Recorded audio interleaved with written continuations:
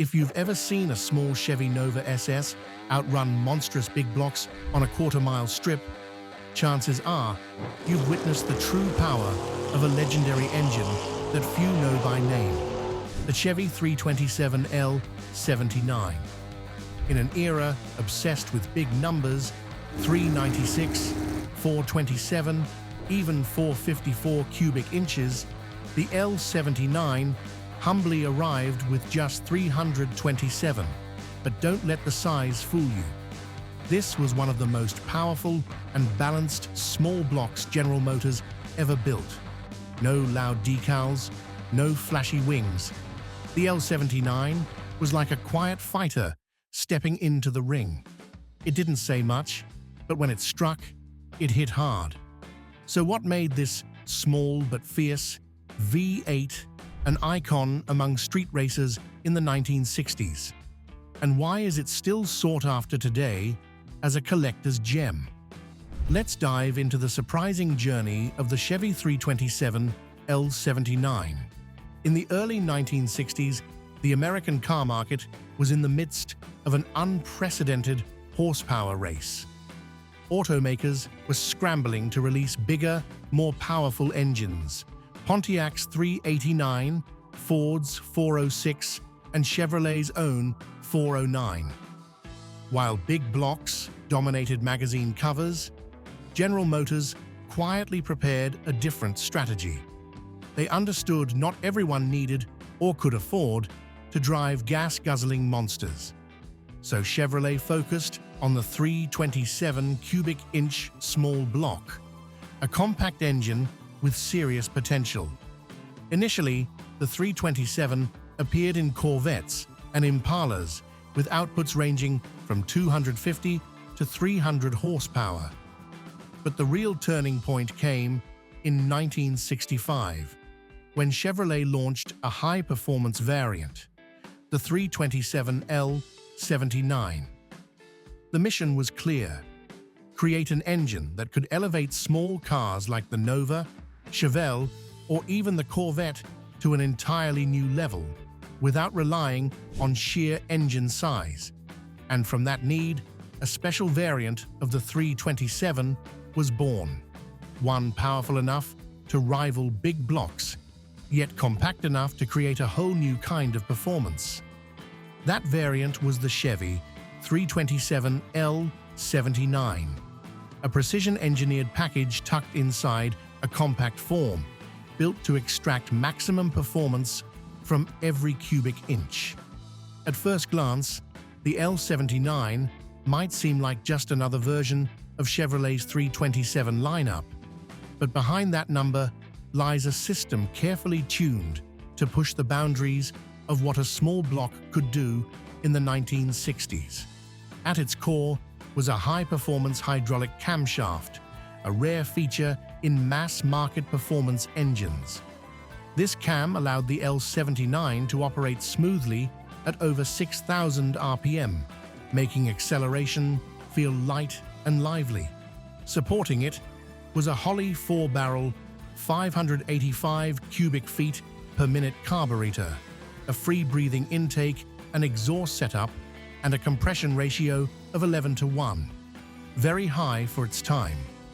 These elements combined to produce a peak 350 horsepower at 5,800 RPM, with around 360 pound-feet of torque, all from just 327 cubic inches. Impressive numbers, to say the least.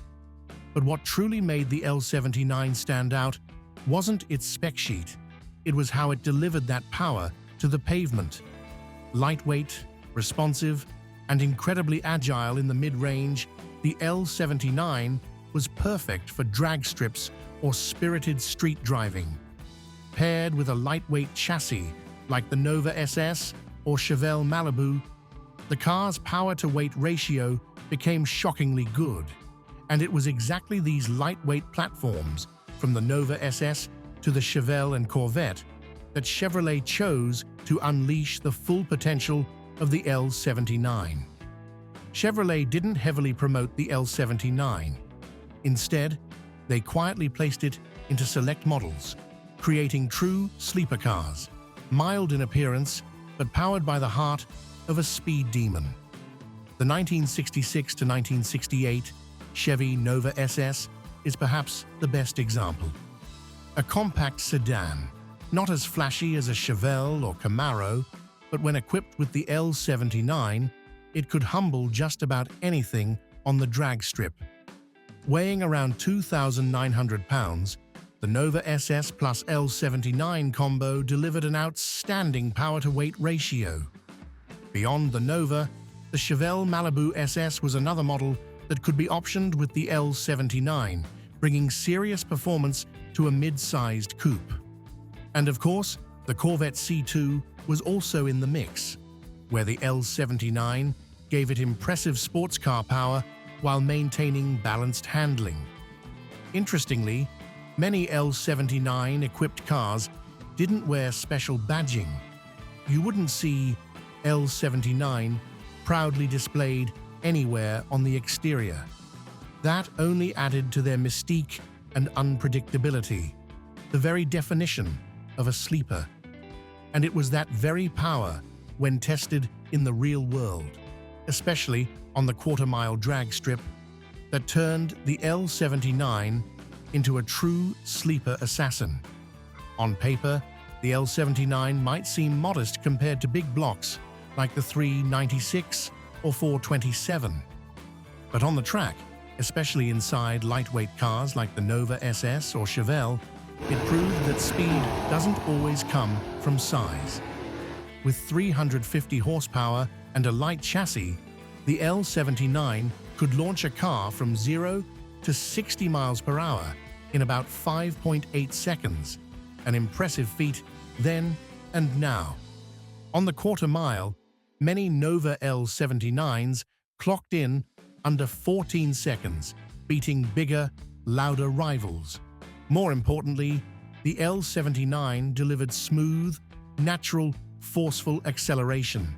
No need to rev sky high, no giant slicks or crazy mods, just a timely press of the throttle and the car shot forward like an arrow.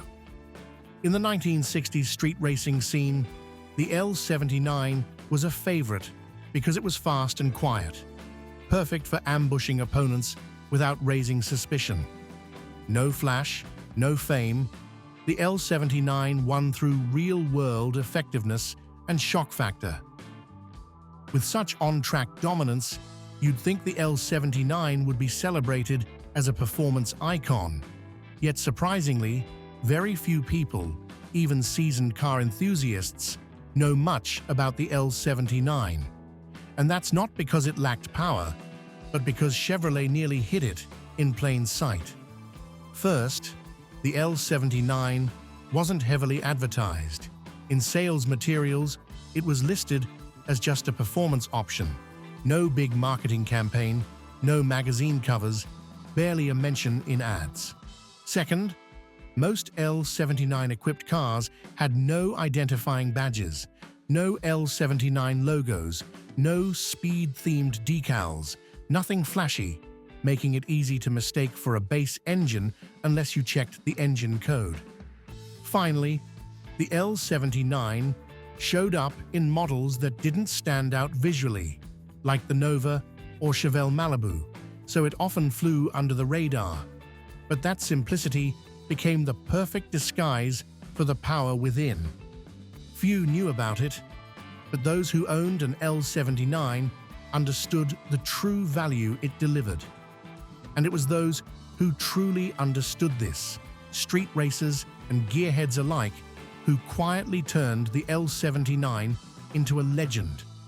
No need to stand out or show off, the L-79 existed as a secret weapon for true performance enthusiasts. In the 1960s to 70s street racing, the L-79 was beloved because it was fast, compact, and easy to modify. Thanks to its standard small block layout, owners could upgrade the cam, carb, and exhaust system without diving too deep into the engine's internals. The Chevy Nova SS was the go-to pairing. It looked like a mild-mannered sedan, but underneath sat a finely tuned, L-79, ready to launch the moment the light turned green. The beauty was, L-79 cars didn't need to prove anything. They won through effectiveness by catching others off guard, not by looking tough. And thanks to the hot rodding community, engines like the L-79 finally got the chance to be fairly compared with more famous rivals. Because when judged purely on driving feel and real-world performance, the L-79 was more than capable of taking on big names like the 289 Hypo, Mopar 340, or even the 396 Big Block. Against the Ford 289 Hypo, the 327 L-79 offered a significant power advantage, 350 horsepower versus 271. With its unique hydraulic cam, the L-79 had quicker throttle response and a broader usable rev range. While the 289 was praised for its lightweight and durability, the L-79 stood out for smoother acceleration and stronger mid-range pull. With the Mopar 340, it was a fair fight. Both were high-performance small blocks, beloved by modders and easy to upgrade. But the L-79 held a front-end weight advantage, translating to sharper handling in real-world conditions. When stacked against the Chevy 396 Big Block, the L-79 may have lacked peak horsepower, but it was also 150 to 200 pounds lighter. That gave it a more balanced power-to-weight ratio. In a lightweight chassis like the Nova SS, the L-79 could deliver performance equal to or better than the heavier 396 in the quarter mile. Yet despite its impressive performance and popularity among gearheads, the L-79 couldn't stick around for long. By the late 1960s, the US auto industry began facing major changes in regulations, consumer preferences, and government pressure. Emissions standards tightened. Insurance costs for high-performance cars skyrocketed, and buyers began prioritizing comfort and fuel economy over speed. In that climate, high-compression engines like the L-79, with its 11-to-1 ratio, became increasingly difficult to keep in production. Chevrolet had to simplify its engine lineup, favoring designs that were easier to regulate, cleaner to run, and better aligned with GM's long-term strategy. 1968 marked the final year the L-79 appeared in the catalog. No press release, no farewell. It quietly faded away, just as it had quietly dominated. But its legacy didn't disappear. For those who ever drove a Nova or Chevelle with an L-79 under the hood, the memory remains vivid. A compact, quick-revving powerhouse that never needed to show off. For those who felt its power firsthand, the L-79 is more than just an engine. It's a living memory.